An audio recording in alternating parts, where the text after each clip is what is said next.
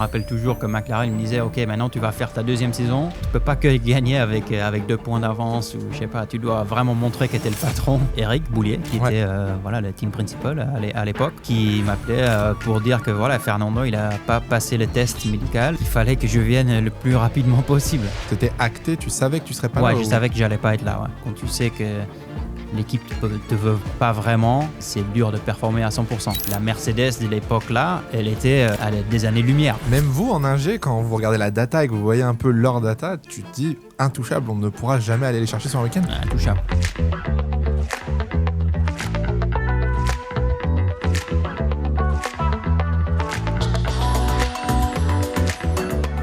Bonjour à toutes et à tous et bienvenue pour ce nouvel épisode Cool Room. Ça faisait très longtemps que j'avais pas dit ça. Je suis très heureux de vous annoncer que la série reprend. Nouvel épisode aujourd'hui. Pour ceux qui ne connaissent pas le concept, c'est très simple. On accueille des invités du monde du sport automobile et on retrace un petit peu leur parcours. On apprend à les connaître et aujourd'hui, j'ai la chance d'avoir un pilote d'endurance, ancien pilote de Formule 1 et Formule I, monsieur Stoffel Van Dorn. Comment tu vas ? Très bien, merci. Merci d'être venu, ça fait plaisir. On est à quelques jours du Mans. Au moment où on tourne ça, comment tu te sens ?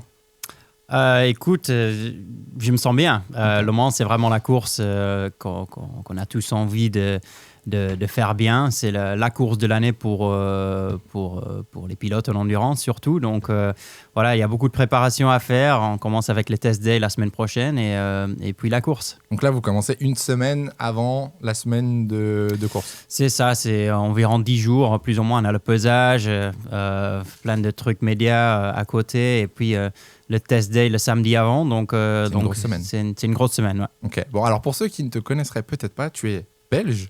Exact. À faire plaisir à nos spectateurs belges. Tu es pilote d'endurance chez Peugeot. Ouais. Comment ça se passe pour toi chez Peugeot aujourd'hui ? Ça se passe bien plutôt. Je pense que les résultats les dernières années, ils n'ont peut-être pas été au top et c'est sûr que les attentes sont assez élevées pour tout le monde. Mais petit à petit, on progresse. On commence à faire de mieux en mieux. On a eu quelques podiums l'an dernier. On a eu la première pole position cette année à Spa. Donc petit à petit, on fait des progrès, mais on attend toujours cette première victoire. Tu fais partie du coup du programme Peugeot. Tu es aussi pilote de développement et reserve driver chez Aston Martin en Formule 1. Ton programme, il est chargé à l'année ? Ouais, il est très chargé. Hein. Ça se passe comment ? Comment t'équilibres ? Plus la FE ouais. aussi, comment t'équilibres tout ça ? Écoute, c'est pas facile. C'est sûr qu'il faut toujours jongler un petit peu entre les calendriers et surtout en début d'année, c'est assez compliqué de faire ou de matcher tous les jours pour toutes les équipes. Mais je pense que c'est une position assez unique d'avoir l'opportunité d'avoir les trois jobs, de rouler en endurance, de faire partie de la F1 et de la FE. Je pense que tout ce mélange de programmes, ça rapporte plutôt des bénéfices dans tout ce que je fais parce que c'est des expériences différentes. Est-ce que tu as une catégorie qui te prend plus de temps que les autres ? Parce que j'imagine que du coup, forcément, avec Peugeot, tu es présent sur les courses, donc ça se voit le temps que tu impliques dans ce programme, mais peut-être qu'en coulisses, du coup, avec le Aston Martin, si je prends l'exemple, ça prend du temps. Je pense peut-être la FE, parce qu'avec la FE, on fait vraiment beaucoup de simulateurs. On en fait aussi avec Peugeot, mais je pense que on en fait un tout petit peu moins que ce qu'on fait en FE. Donc, je pense que la FE, ça m'occupe peut-être le plus, même si je roule pas. C'est le petit les coulisses qu'on ne peut pas voir nous quand forcément tu es pas sur les week-ends de course. Alors, on va se concentrer sur l'endurance pour commencer. Comme je te le dis, on est à quelques jours du Mans. Est-ce que tu peux déjà nous présenter ton équipage, parce que tu roules en équipe, du coup en endurance, et nous expliquer un petit peu donc, le programme des prochains jours avec Le Mans ? Ouais, donc je roule avec Paul Di Resta et Nick Cassidy. Nouvel équipage pour cette année. Paul, il fait partie de Peugeot depuis le début en fait. Nick, il nous a rejoint cette année. Mais ça se passe très très bien. Je pense qu'il y a une très bonne ambiance dans l'équipe, ce qui est plutôt positif pour tout le monde. Voilà, maintenant une semaine chargée qui arrive. Je dois encore faire les simulateurs pour la course, donc la préparation avant la course. Tu fais quoi au simulateur ? À 2 semaines, 10 jours du Mans, tu fais quoi ? Tu t'entraînes, les procédures, la data ? C'est plutôt les procédures, parce que le Mans, c'est un peu particulier comparé au WEC. On a les les slow zones, par exemple. Donc ça, il faut... Voilà, même si j'ai fait Le Mans quelques années déjà, il faut toujours se rappeler et surtout, pour Le Mans, on veut vraiment que tout le monde soit au point, qu'on ne fasse pas d'erreur parce que les pénalités sont assez strictes. Et vu que voilà, le championnat il commence à être de plus en plus serré, il faut qu'on élimine toutes les erreurs de tous les côtés, que ce soit voilà, nous les pilotes, l'équipe, on essaye de faire un week-end clean. C'est la course que tu attends le plus dans la saison Le Mans? Ouais. Ouais, forcément. Ouais. Et à 24 heures, c'est quoi? C'est le mythe du Mans? Ouais, c'est difficile à expliquer même. On le ressent vraiment quand on est là-bas. Il y a un team spirit de ouf. Et surtout, voilà, la pression qui monte tout au long de la semaine. Puis le départ, le nombre de gens, de fans, de sponsors qui sont là-bas. Donc, ça a une importance unique. Le fait de rouler pour Peugeot, qui est du coup une marque française, ça renforce un peu la pression ou ça va, t'arrives à quand même gérer ça? Ouais, on arrive à gérer, mais je pense que c'est plutôt... c'est cool parce qu'on a beaucoup de fans français de Peugeot. Et voilà, c'est quelque chose de mythique pour rouler, voilà, que je roule pour une marque française au Mans. On va reprendre un peu la saison du coup. Donc elle a commencé, ça a été compliqué parce que du coup il y a eu annulation au début de la saison avec ce qui s'est passé. Donc ça a été un peu flou avec le Qatar qui a été annulé. Ça a pris à Imola. Donc là vous avez fait Imola et Spa à l'heure où on parle. Comment ça se passe pour toi sur ce début de saison? Vous avez une nouvelle voiture super jolie d'ailleurs, avec un peu de rouge maintenant. Un peu de rouge, donc les couleurs un peu différentes cette année. Mais j'aime plutôt bien. J'aime bien les nouvelles couleurs. Ouais, on a commencé du coup à Imola. Ça a été un week-end très dur pour l'équipe. Voilà, Malte, il avait fait une belle qualif, 4e. Les attentes, ils étaient assez élevées, mais malheureusement, la course, c'était plutôt... mal passé pour les deux voitures. On avait pas la perfo, on a fait la marche arrière, comme on dit. Ça arrive. Malheureusement, c'est le sport. Donc c'était pas le début de saison idéal, mais je pense après Spa c'était un peu mieux, la première pole pour Peugeot. On avait un peu peur pour la course, mais je pense que c'était mieux que ce qu'on anticipait. On a marqué les premiers points de la saison, même si ce n'est pas le résultat de ouf. Je pense que c'était mieux que ce qu'on avait pensé. Si on reprend du coup l'une des premières courses donc à Imola, Nick fait une petite erreur en sortant des stands. Comment tu le gères? Parce que forcément, les pilotes de Formule 1, ils peuvent s'en prendre qu'à eux-mêmes. Toi, quand tu es dans le garage et que tu vois ton coéquipier faire une erreur, comment tu gères la frustration? Que tu le remotives? Comment vous gérez ça en interne? On lui gueule dessus. Donc, non.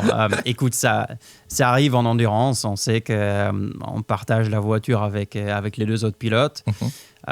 C'est aussi la première saison pour Nick. Et voilà, malheureusement, ça arrive des erreurs. Et je préfère qu'il les fasse au début maintenant qu'il les fasse pas au Mans, au final. Donc, voilà, on lui aide dans tout. Je pense que franchement, il a fait du très bon boulot pour ce début de saison. Malheureusement, il a fait l'erreur à Imola, mais ça peut arriver à tout le monde. C'est super facile à faire en endurance avec les pneus froids quand on part du box. C'est dur.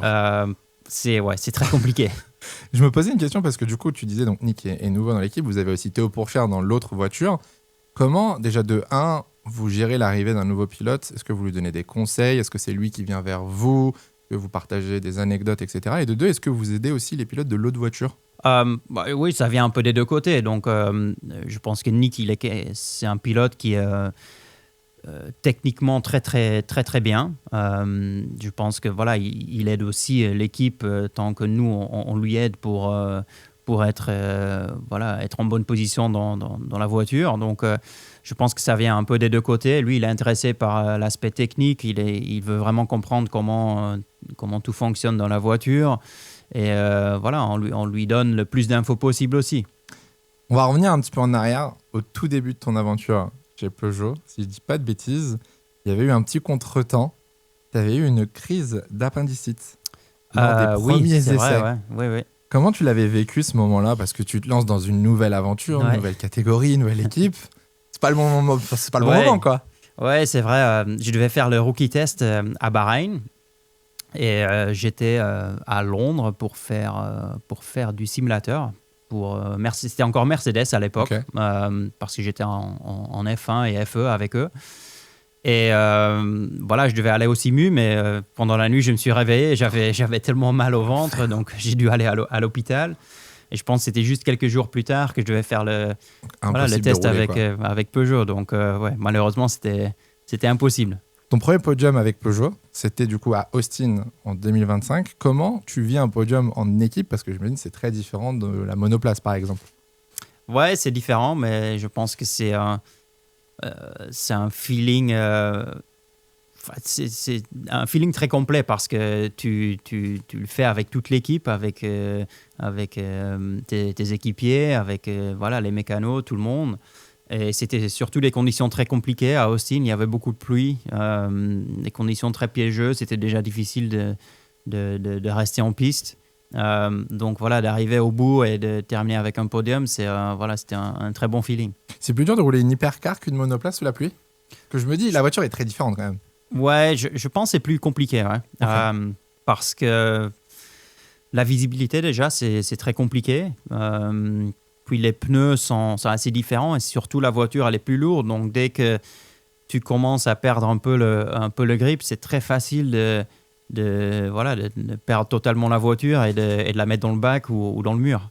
Cette année, tu as changé, si je dis pas de bêtises. Tu es passé du coup sur la 93 C'est ça. cette année et donc tu as changé de coéquipier. Ouais. Comment ça se passe en interne? Comment vous décidez de qui roule sur quelle voiture et comment tu t'adaptes? C'est plutôt l'équipe qui décide un peu. Voilà, parce que vu qu'il y a Nick qui est nouveau dans l'équipe, il y a Théo qui est nouveau, en fait, il regarde un peu tous les caractéristiques de tous les pilotes, je dirais. Puis il nous demande aussi avec qui on s'entend bien, avec qui on veut pas du tout rouler. Ça arrive des fois qu'un pilote dise moi je roule pas avec lui. Moi. Il y en a qui sont plus compliqués que d'autres. Ok. Moi ça va. Moi je Toi, roule tu avec. t'adaptes. Moi je m'adapte. Moi je suis ok avec tout le monde. Mais voilà, puis il y a un peu des spécialistes, genre Paul et Louis, ils sont là depuis le début du programme. Ils sont tous les deux un peu les starters dans l'équipe, tu vois. Ouais. C'est toujours ces deux-là qui prennent le départ, donc c'est un peu... Vous avez un rôle chacun dans l'équipage? Ou c'est juste il y a des pas typologies de pilotes? Oui, pas forcément, on n'a pas forcément de rôle, mais je dirais que oui, eux, ils ont plutôt pris les départs. Moi, j'ai fait plutôt les qualifs, qualifs, fin de course, donc voilà, ça change un tout petit peu, mais... Je me posais la question parce qu'en qualif, du coup, la voiture est quand même plus légère. Ouais. C'est plus agressif, non? C'est un peu plus agressif, ouais. Voilà, c'est les pneus neufs, c'est la voiture la plus légère du week-end. Elle est plus agile. C'est le moment le plus fun aussi de la semaine. Alors, dans ton équipe, du coup, donc on a dit, tu as Nick Cassidy avec qui tu avais roulé en Formule E aussi, que tu as croisé sur les circuits de Formule E. Est-ce que d'ailleurs, ça t'a permis peut-être d'avoir une relation un peu plus proche directement avec lui quand il est arrivé? Ouais, on se connaissait déjà depuis assez longtemps. Même depuis mon époque en Super Formula au Japon. Quand il roulait avec toi? Il roulait pas avec moi. Je pense qu'il était en F3 l'année où moi je roulais en Super Formula, mais il habitait là-bas. Donc du coup, on s'était déjà croisés au Japon. Il est venu en FE.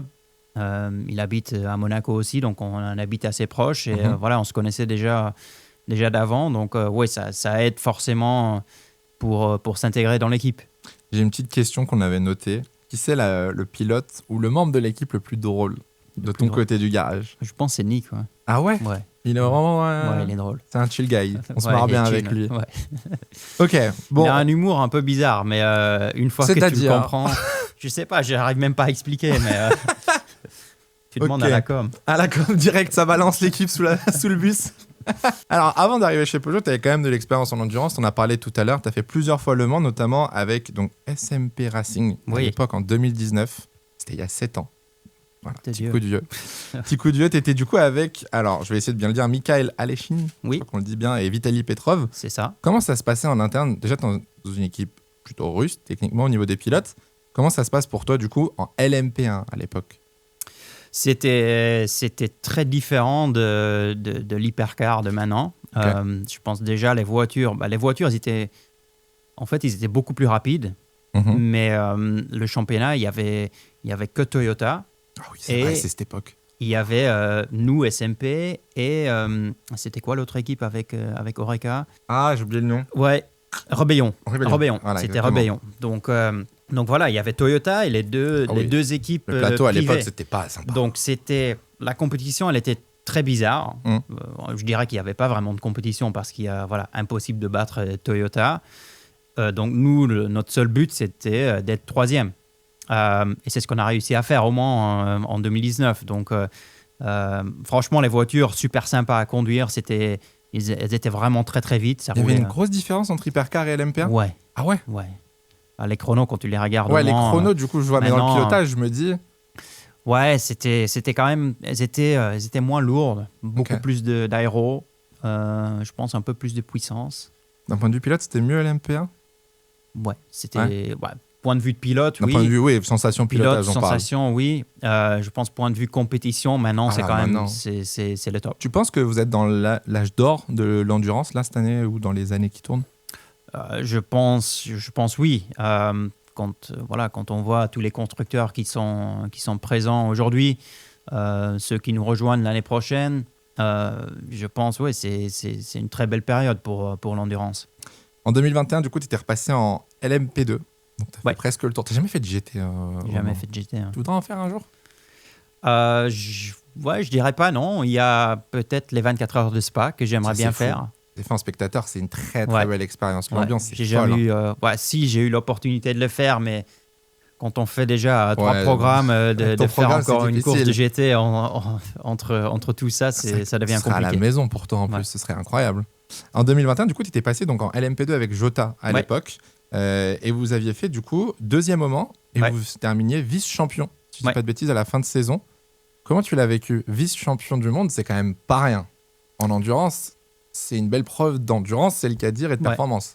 Ouais, c'était une super année. On était très compétitifs toute l'année. On n'a pas gagné de course, malheureusement. On était hyper proches. Au Mans, je pense qu'on termine quelques dixièmes. Mais vous étiez une belle bataille. Peut-être 7 dixièmes ou 1 seconde ou quelque chose comme ça. Donc, on était proches. Puis Portimao aussi, on était très proches de gagner.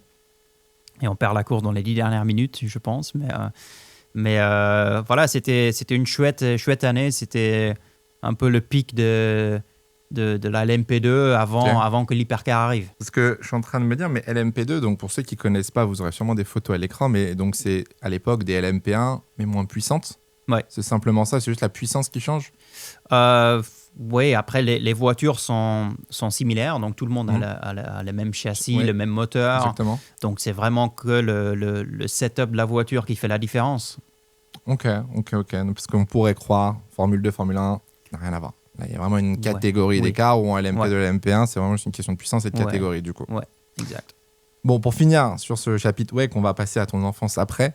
On a Le Mans qui arrive, il n'y a pas que Le Mans cette année, du coup, tu fais forcément toute la saison avec Peugeot. Qu'est-ce que vous visez cette année ? C'est quoi les objectifs de l'équipe ? Et comment ça se passe pour vous là, pour l'après Le Mans ? Je dirais en ce moment, c'est plutôt full focus pour Le Mans. On n'a pas encore vraiment réfléchi pour la fin de saison, mais Le Mans, c'est la course la plus importante de l'année. L'an dernier, ça a été assez compliqué pour nous. On était assez loin en termes de perfo. Comment tu gères ça, une course de 24 heures ? Où tu te dis, ça peut arriver, tu as un contact, tu as un problème mécanique dans la première heure. Tu te dis, j'ai 23 heures à 4 tours. Comment ça se passe ?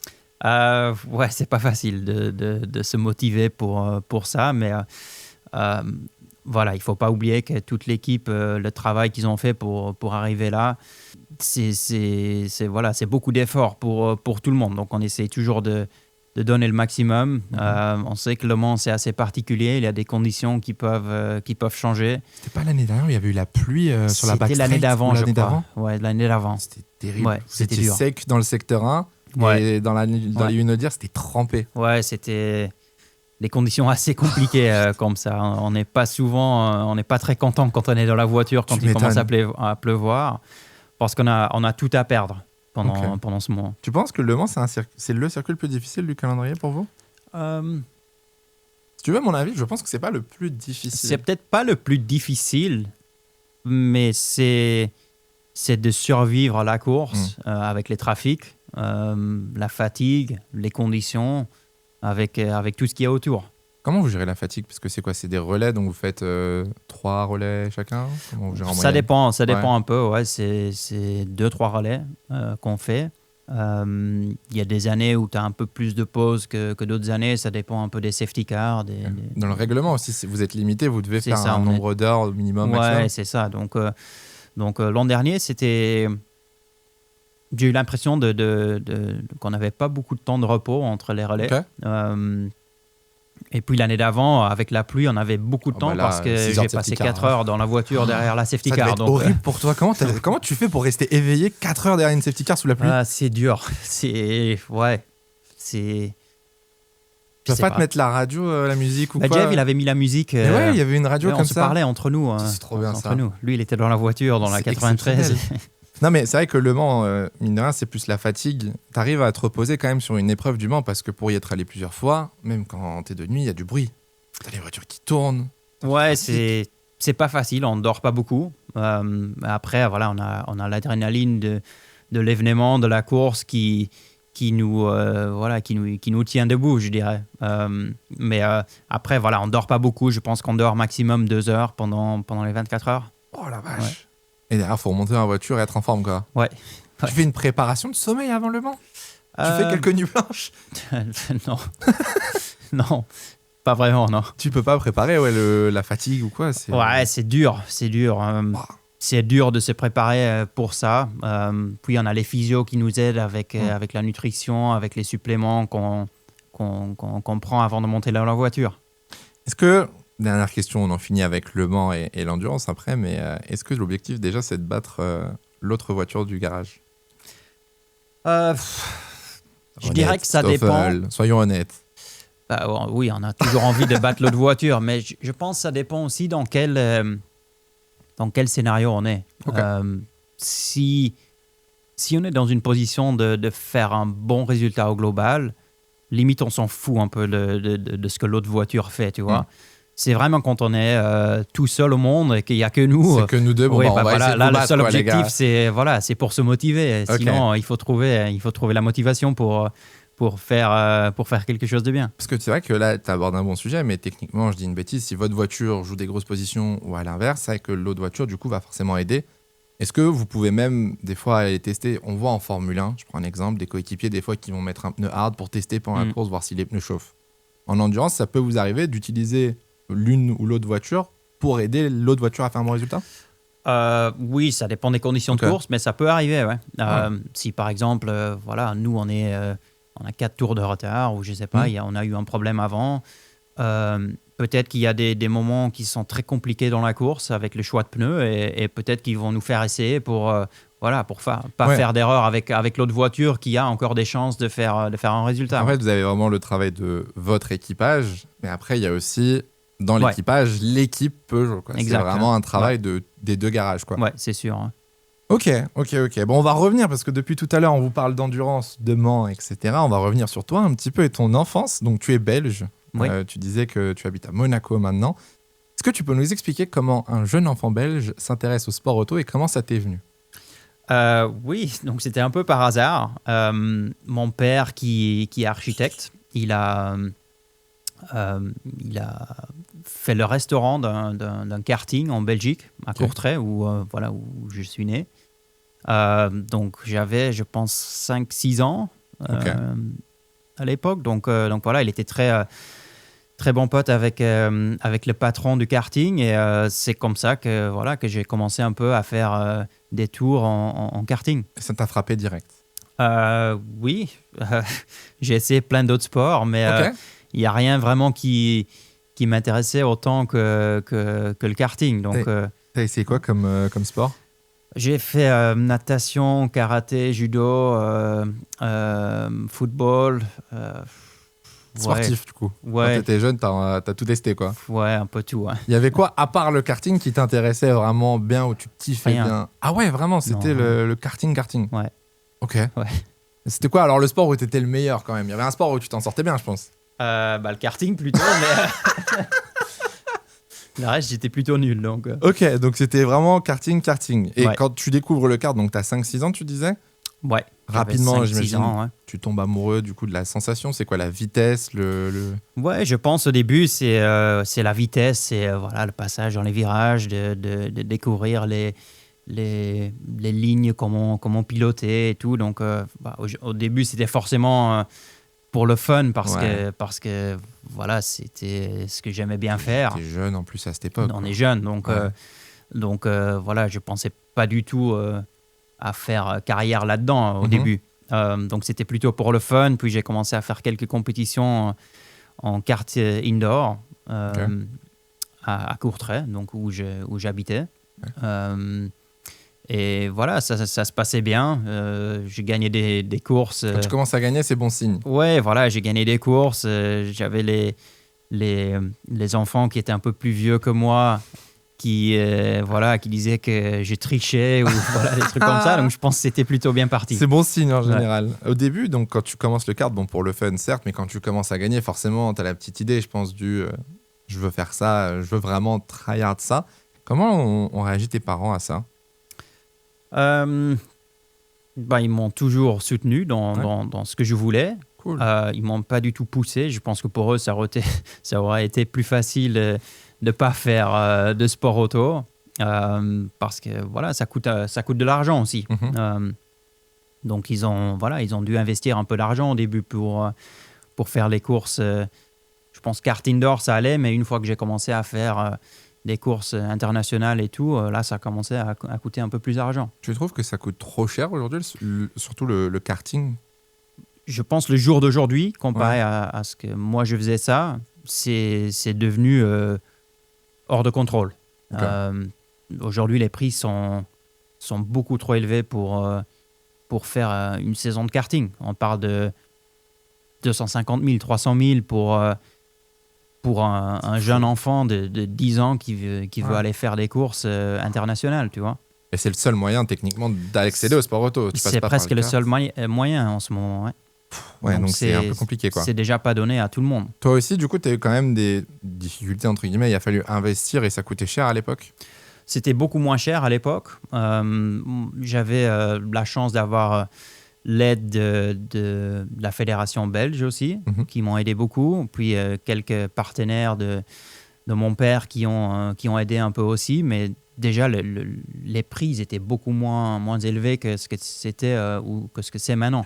J'ai une question bête, mais est-ce que du coup, en fonction des pays, donc en Belgique pour toi, c'est moins ou plus cher que en France, Italie ou Espagne, ou c'est plus ou moins les mêmes prix Je pense que c'est un peu moins cher quand tu fais un championnat national. Ok.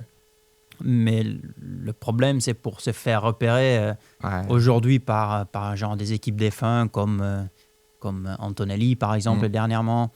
Il faut faire le karting international. Et ça coûte très cher. Déjà, les voyages, le transport kart, la pour le mécanique. kart, tout le monde qui doit se déplacer. Donc, ça coûte déjà très cher. T'es allé avec tes parents, du coup, sur les compétitions? Pas beaucoup, non. Ok. Mon père, il venait de temps en temps. Mhm.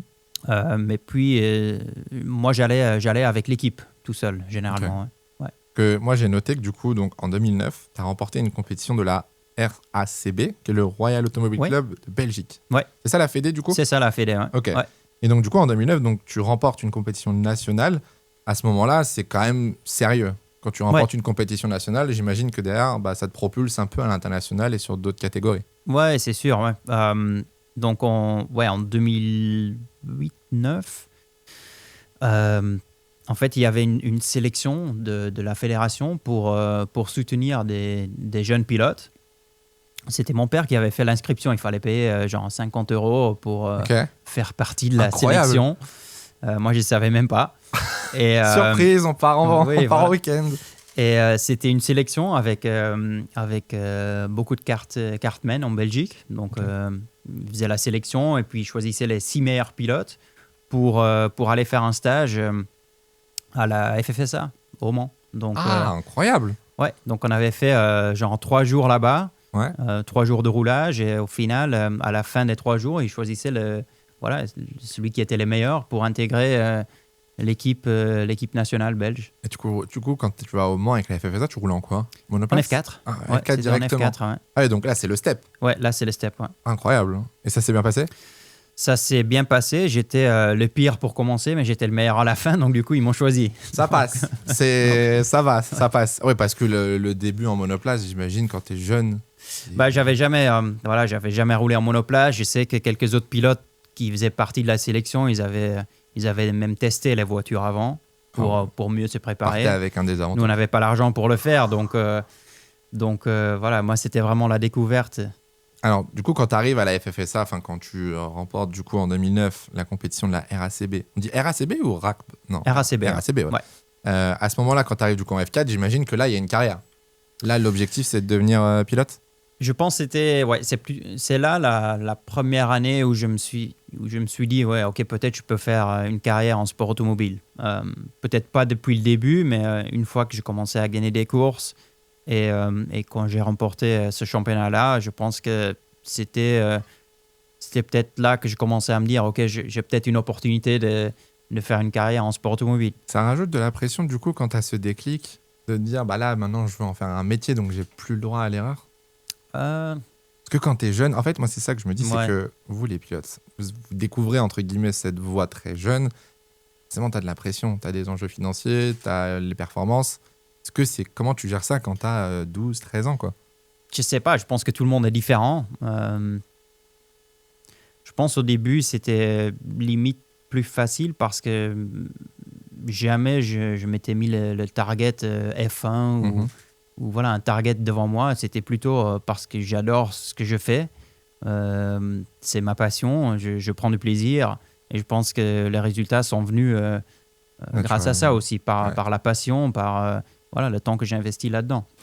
Alors, à cet âge-là, tu as quel âge du coup? 2009? J'ai 17. 17, donc tu es encore normalement étudiant. Ouais. Ça se passait comment à l'école? Tu étais un bon élève? J'étais OK. Ouais. Non, j'étais un bon élève. J'étais un bon élève. J'ai dû rattraper pas mal de cours parce que avec toutes les courses en karting et tout, j'ai raté pas mal de jours ou pas mal de week-ends. Mais une fois que j'ai fait le saut en F4, là, j'ai raté l'école. Ok. T'es allé au bout de ton diplôme quand même? Ouais. Ok. Ouais. C'était quoi du coup? C'était l'équivalent du bac en France, c'est ça? Ouais, 18 ans environ? Ouais, Okay. jusqu'à 18 ans. Ouais, ok. Donc t'es allé jusqu'au bout quand même de ton diplôme avant de te lancer en sport auto? C'est ça, ouais. Pour les parents ou juste toi, tu voulais quand même le faire? Je pense les deux. Parce que je pense qu'on a beaucoup de jeunes maintenant qui, déjà à 13 ans, qui roulent en karting, qui vont plus à l'école. Et je pense que c'est plutôt voilà, pour apprendre, pour les relations, les contacts avec des autres gens. Je pense que c'est important de le faire. Ok. 2012, j'ai noté pour moi, là, c'est le début de l'ascension. Est-ce que tu te souviens en 2012 de ce que tu fais? Est-ce que tu gagnes? Oui, je gagne la Formule Renault, la 2 litres, l'Eurocup. C'est le début, entre guillemets, de ton ascension internationale à ce moment-là, non? Ouais, je pense que c'était le moment clé, je dirais, pour ma carrière. Je pense que si je ne gagne pas ce championnat, je pense que ça aurait été très compliqué pour moi de continuer, même financièrement, oui. Mais aussi les opportunités que ça m'a donné après. Donc déjà financièrement, on gagnait 500 000 pour la Formule Renault 3.5. Okay. Donc il fallait les utiliser pour ça. Mais la fédération qui me soutenait encore à cette époque-là, ils avaient besoin des 500 000 pour pouvoir compléter le budget pour ça. Donc il y a eu ça. Puis il y a eu McLaren qui est venu me chercher après que je gagne le championnat. Comment ça se passe? Parce que du coup, c'est la suite. 2013, tu fais, je pense, partie des premiers à cette époque, les pilotes d'académie en Formule 1. C'était encore très novateur. 2013, McLaren te contacte et tu es recruté dans l'académie McLaren. Comment ça se passe? Je dirais que le premier contact, il était déjà en 2011. Donc, c'est pas venu d'un jour à l'autre. Donc, le premier contact, il était en 2011. C'était à travers de Alex Wirtz. Avec qui j'ai travaillé un peu, que j'avais fait des événements avec lui à l'époque. Il m'avait introduit avec quelques personnes chez McLaren et voilà, entre-temps, moi j'ai continué après chaque cours, je leur envoyais un petit rapport. Les résultats, voilà, les chronos, ma data. Donc, je leur envoyais un peu tout ce que je faisais. Et voilà, le jour après que j'ai gagné le championnat, ils m'ont invité là-bas pour un rendez-vous. Et voilà, ils voulaient que je fasse partie de leur académie. Comment tu le vis? Parce que j'imagine que quand tu as une écurie de Formule 1 qui t'appelle et qui souhaite s'engager avec toi, alors certes, c'est qu'une académie, mais c'est quand même quelque chose d'important pour une carrière.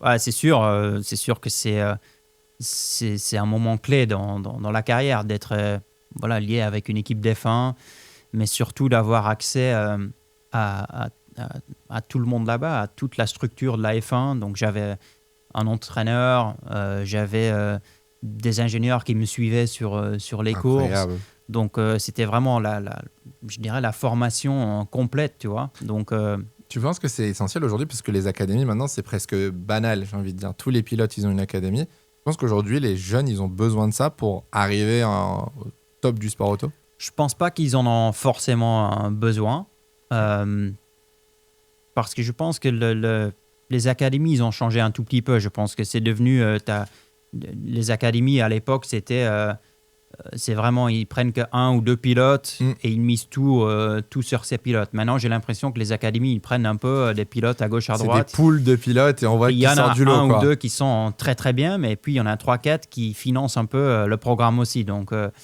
c'est pas la même que ce que c'était. À l'époque, tu avais un lien direct du coup avec... donc tu allais à l'usine et tout? Non. J'allais à l'usine, je faisais du simu.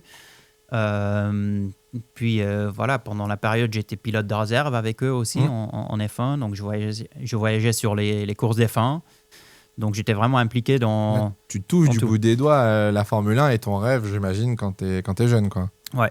Parce que, alors, au moment où tu intègres, du coup, moi j'ai noté 2013 pour l'Académie McLaren, t'es pas allé directement en Formule 1. Il y a eu encore quelques catégories avant. Ouais. Il y a eu la 3.5. Et sur la 3.5, moi j'ai noté quelque chose d'important. C'est que, malheureusement, tu perds le titre face à Kevin Magnussen. Ouais.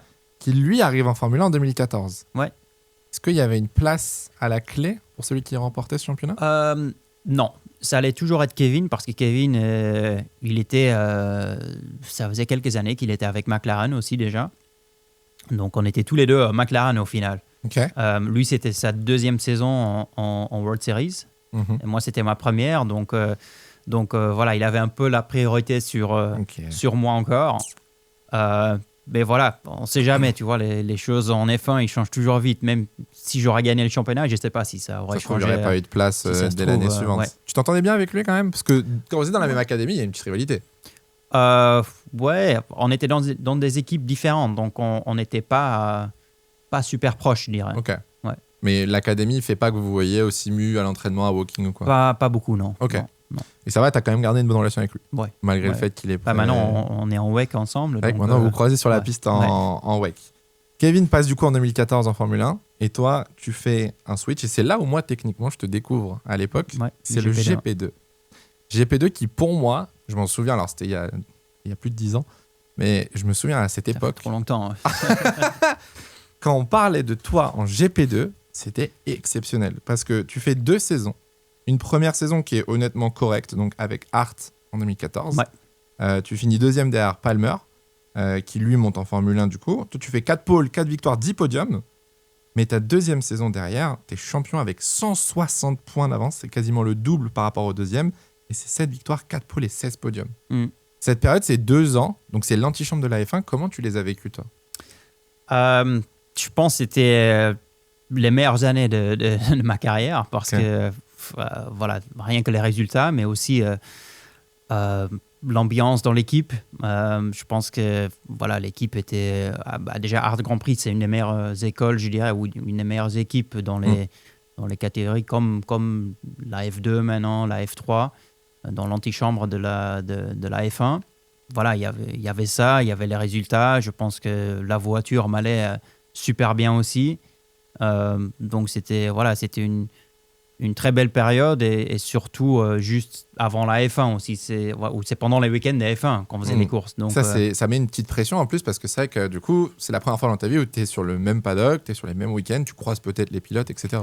Ouais, c'est le même week-end. Donc forcément, il y a toutes les équipes des F1 qui regardent qui regardent les courses parce que c'est le samedi avant leur qualif et le dimanche avant leur course. Donc, il y a forcément tout le monde qui regarde. À ce moment-là, du coup, là, on a parlé de F3.5, F2, GP2, etc. Ton objectif, c'est la Formule 1. C'est la F1. Ouais. Depuis que tu es très jeune. Ouais, je ne m'étais pas mis le target de la F1, mais bien sûr, une fois que tu rejoins le programme McLaren et tu commences à être en GP2, faut l'espérer. Tu te dis, OK, là, il y a peut-être une possibilité d'y arriver. La première année, j'allais dire quand tu rates, c'est horriblement dit, quand tu termines deuxième derrière Jolion, est-ce que tu le vis comme une déception ? Ouais, un tout petit peu, parce qu'on a très mal commencé l'année. On a fait quelques erreurs. À Monaco, par exemple, on rate la stratégie, on perd des points, on a eu une ou deux pannes techniques aussi, donc voilà, on perd quelques points ou pas mal de points, et puis on fait une deuxième partie de saison très très bien. Donc, tu savais à cette période, tu savais que tu allais faire une deuxième année quand même, si tu gagnais pas le titre ? Non, je ne le savais pas. Je ne le savais pas exactement. C'était plutôt McLaren qui prenait la décision. Aussi, si je gagne la première année, je ne peux même pas faire une deuxième année. Bah ouais, c'est pas autorisé. De la GP2. Je trouve pas d'ailleurs. Alors, vrai débat, tiens. Avec toi qui as gagné le GP2. Maintenant, ça fait 10 ans que je peux revenir. Ah ouais ? Ouais, je peux revenir. Mais non. Je savais pas qu'au bout de 10 ans, tu as le droit de revenir. Au bout de 10 ans, tu peux revenir. Hein. Parce que pour ceux qui ne le savent peut-être pas et qui regardent la Formule 2 maintenant, celui qui est champion pilote n'a plus le droit de rouler. Bon, apparemment, pendant 10 ans, du coup, n'a plus le droit de rouler. Donc, s'il n'a pas de baquet l'année suivante, il est bloqué. Ouais. Tu trouves pas que c'est un peu... Je pense que limite, c'était mieux pour moi que j'ai pas gagné. Parce que ça m'a permis de faire la deuxième année, de la faire bien. C'est ce qu'il fallait que je fasse aussi. Je me rappelle toujours que McLaren il me disait, OK, maintenant tu vas faire ta deuxième saison. Tu peux pas que gagner, mais tu dois gagner avec... Tu peux pas que gagner. Ouais, tu peux pas que gagner avec 2 points d'avance ou je sais pas. Tu dois vraiment montrer que tu es le patron. OK. Pour avoir la chance. Ce que tu as fait, du coup, au final. Ouais, c'est ce qu'on a réussi à faire. Ouais. C'est McLaren qui décide à ce moment ? Comment ça se passe quand tu as moins de 20 ans et que tu es sous Académie McLaren ? Est-ce que tu dis, moi, les gars, je veux faire ça, là. Je veux aller rouler là-bas, ou c'est eux qui disent non, l'année prochaine, tu vas là-bas ? C'était... en fait, eux, ils avaient fait le deal avec ART pour financer tout en F2 pour moi. Donc, voilà, c'est un peu eux qui décident, mais tu sais, quand c'est une équipe de F1 qui décide où tu vas rouler, généralement, c'est des bonnes conditions. Et voilà, ART, à cette époque-là, c'était une des meilleures équipes. Je pense eux et Dam, c'était le summum en Formule 2, GP2. Voilà, c'était eux les deux équipes des références. Moi, j'ai un souvenir de ces voitures, personnellement, qui étaient exceptionnelles. Je veux que tu me décrives ces Formule 2, ces GP2 de l'époque, parce que le bruit, l'aéro, elles étaient fines, elles avaient les ailerons hauts. Moi, c'était exceptionnel comme monoplace. Ouais, c'était fantastique. Je pense c'était les GP2 les plus rapides, je pense, qu'il y avait. Ouais, parce que vous étiez presque à la fin d'une ère, je crois. Ils ont changé en 2017-18 du coup. Ouais, et puis ils ont changé pour le turbo et tout. Je pense que les voitures sont plus lourdes aussi maintenant. Ces voitures, elles étaient vraiment fantastiques. Beaucoup d'appui. Des pneus Pirelli, des courses un peu de folie aussi avec beaucoup de dégradation. Des stratégies différentes. Et je pense que ça, c'était une de mes forces, c'était de gérer les pneus, de me donner beaucoup de flexibilité sur les stratégies.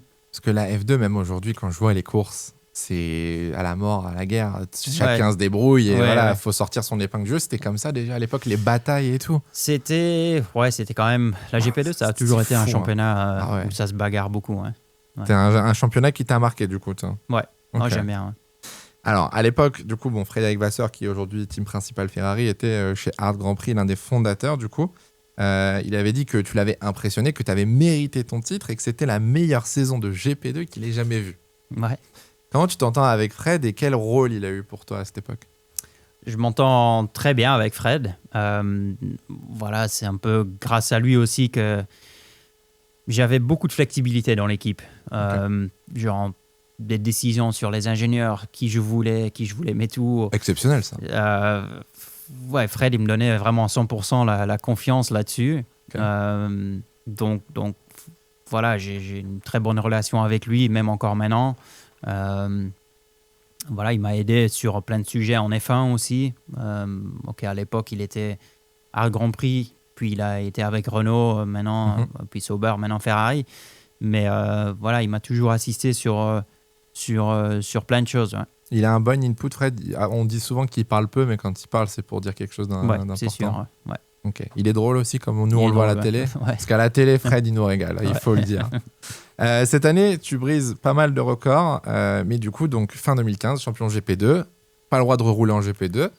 Donc en 2016, on se dit Formule 1. C'est le moment. Hein. C'est le moment d'aller en Formule 1. C'était pas encore le moment. Sauf que c'était pas encore le moment. Tu as fait donc ta première course de Formule 1 en 2016, mais tu n'étais pas titulaire. Comment tu vis cette décision, entre guillemets, parce qu'à l'époque, donc chez McLaren, on a Alonso, et Jenson Button, titulaire.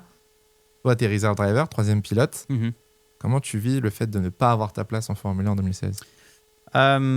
C'était pas facile, c'était compliqué. De ne pas avoir l'opportunité déjà, mais bon, il y avait Jenson Button et Fernando. Donc c'était tous les deux, c'est tous les deux des champions du monde. Donc, comme on voit souvent, le timing il est important en F1. Déjà pour avoir l'opportunité, mais après pour avoir la voiture aussi. Donc, le timing il n'était pas encore bon. Donc j'ai dû faire une année au Japon en Super Formula.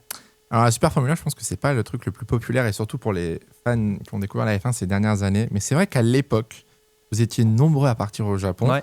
Parce qu'au final, Pierre Gasly l'a fait. Parti, alors aujourd'hui, on en a encore quelques-uns.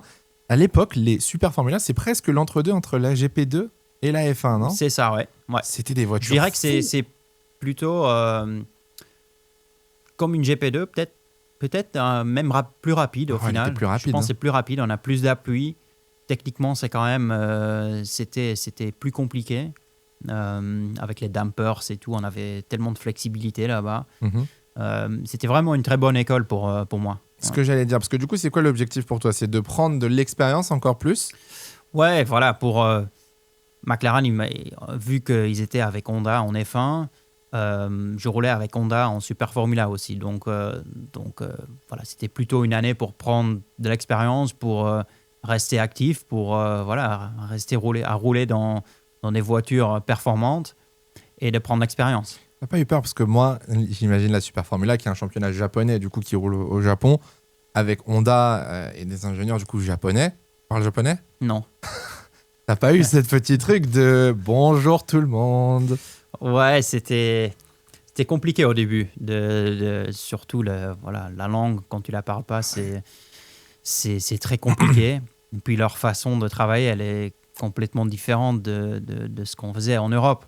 Donc, je me rappelle les soirs d'être à l'hôtel, de faire le run plan pour mes ingénieurs le lendemain, tu vois, parce que là-bas, c'était encore un peu... Ok. Voilà. Moins organisé, c'est peut-être pas le bon terme, mais organisation différente du coup. Très différent, ouais. Okay. Très différent. Puis la culture, j'imagine aussi là-bas. Aussi, ouais. On a eu Loïc l'année dernière, si je dis pas de bêtises, l'épisode est dispo sur la chaîne. Lui nous avait dit que c'était ses meilleures années. Il avait adoré le Japon. Ouais. Toi, t'avais bien aimé aussi ? Ouais, j'ai bien aimé.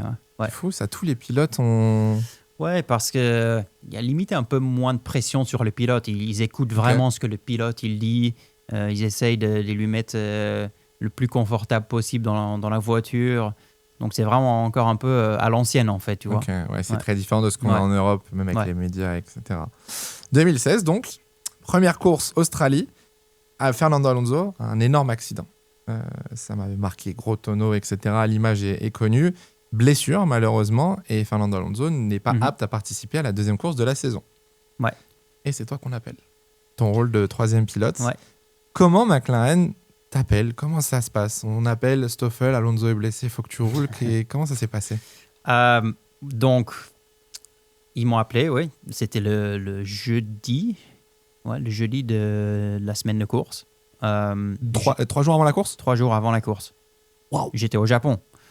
Wow. Je faisais un test en Super Formula. C'était Eric Boulier, qui était le team principal à l'époque, qui m'appelait pour dire que Fernando, il n'a pas passé le test médical et qu'il fallait que je vienne le plus rapidement possible. Wow. Donc, et c'est même pas est-ce que tu peux venir, c'est tu viens. Ouais, c'est pas le choix. Donc ils ont réservé le vol pour le soir même. Donc c'était un vol de nuit, le vendredi soir.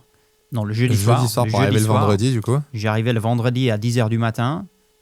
Et à 11h, il y avait la practice. Et à 13h, je crois, c'était à Bahreïn, donc c'est un peu plus tard. Donc à 13h, il y avait la séance de libre. T'as il n'y a aucune préparation. Donc, non, il n'y avait pas de préparation. Je me rappelle que voilà, les ingés, ils m'avaient envoyé quelques documents par mail pour que je regarde ça dans l'avion. Okay. Puis voilà, je suis arrivé là-bas, un meeting vite fait avant de rentrer dans la voiture. Et puis voilà, le week-end, il a commencé. Wow. Alors, est-ce que c'est pas techniquement les pires conditions pour faire un début en Formule 1 ? C'est les pires, mais je pense que c'est peut-être les meilleurs aussi. Okay. Parce que j'ai pas eu le temps de réfléchir, d'avoir la pression. Pas de média day.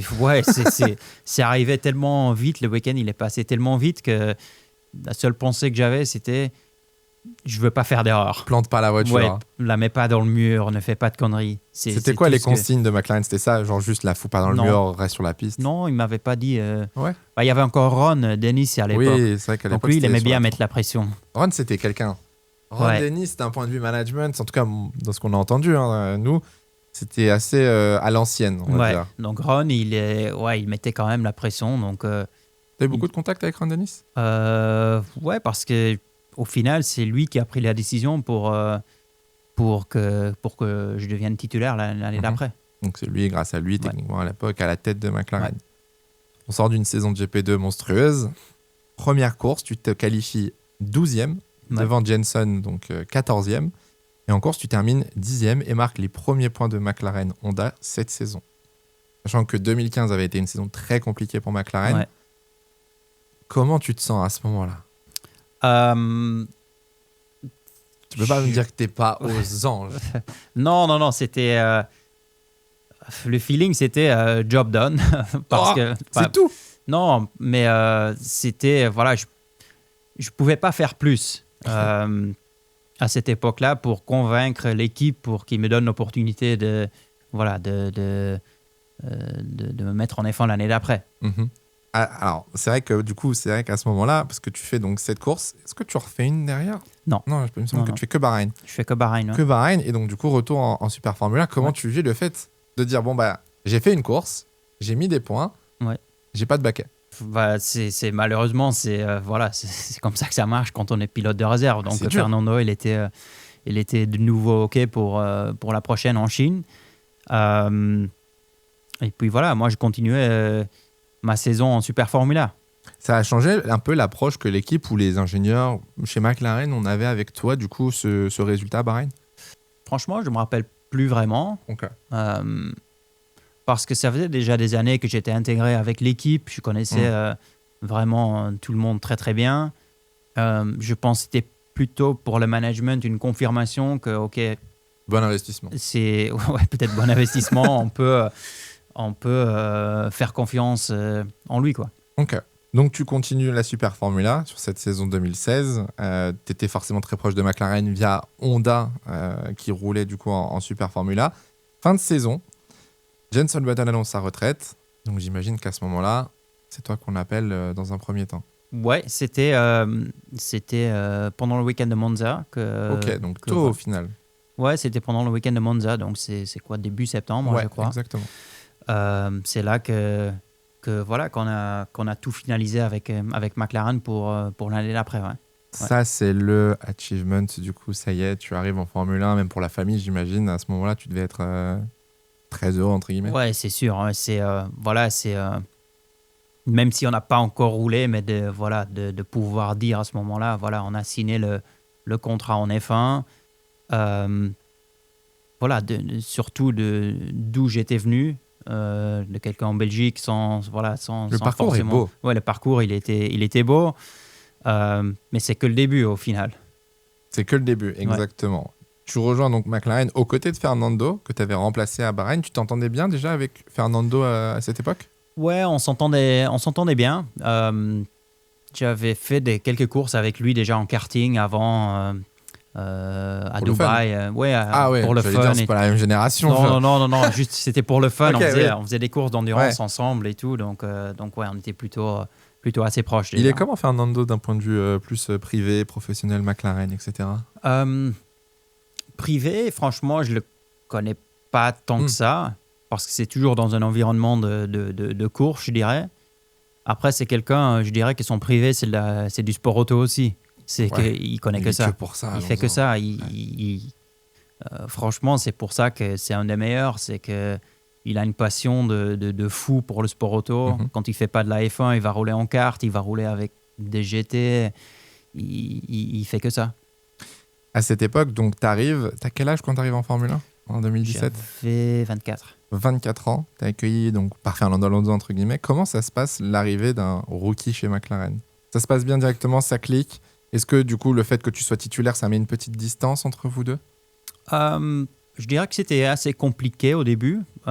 Déjà, c'était une nouvelle génération de voitures. Ah oui, c'est 2017. 17, donc c'était des voitures extrêmement rapides, beaucoup d'aéro, les gros pneus, les gros ailerons. Donc c'était pas la voiture que j'avais roulée en 2016, je dirais. Tu vois, en 2016, limite, la Super Formula que j'avais, elle était plus vite. Elle était plus vite que... Dans les virages, elle était plus vite qu'une F1. Parce que c'est vrai que ça a de l'appui de fou, les SF. Oui, ok. Donc là, du coup, c'était un autre monde. Et du coup, 2017, si on reprend un petit peu donc, les stats, à l'époque, forcément, il y avait le moteur Honda qui se développait. Ouais. Tu marques des points à Silverstone, Singapour, Malaisie, 2 fois à la 7e place. Ouais. Comment ça se passe pour toi, cette première saison de Formule 1? Maintenant qu'on est 7 ans, 8 ans après, comment tu as du recul dessus?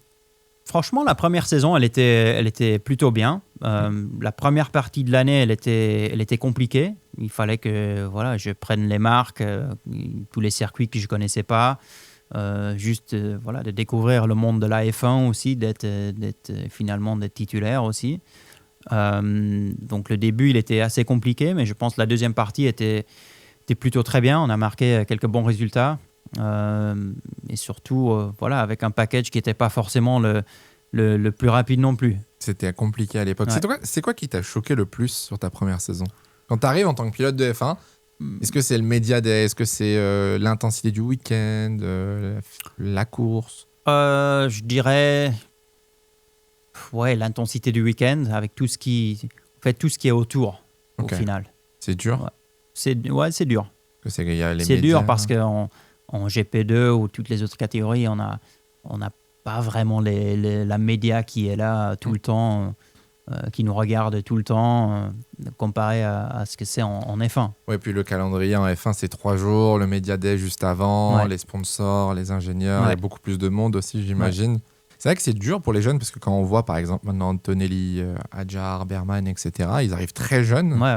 Les jeter comme ça dans le monde de la F1, mentalement, c'est plus difficile. Ouais, c'est difficile, mais on voit aujourd'hui, ils arrivent de plus en plus jeunes. Ils sont mieux préparés aussi. Je pense que tout le monde est mieux préparé. Je pense que les outils qu'on a maintenant, les simulateurs, ils sont plus au point déjà que ce que c'était à l'époque. Mais ça reste quand même jeune pour arriver à 18 ans en F1. Moi, personnellement, à 18 ans, j'étais en F4. Et j'étais pas prêt, donc 18 ans, mentalement j'étais pas prêt. Je commençais les vidéos YouTube moi, donc pareil, très compliqué.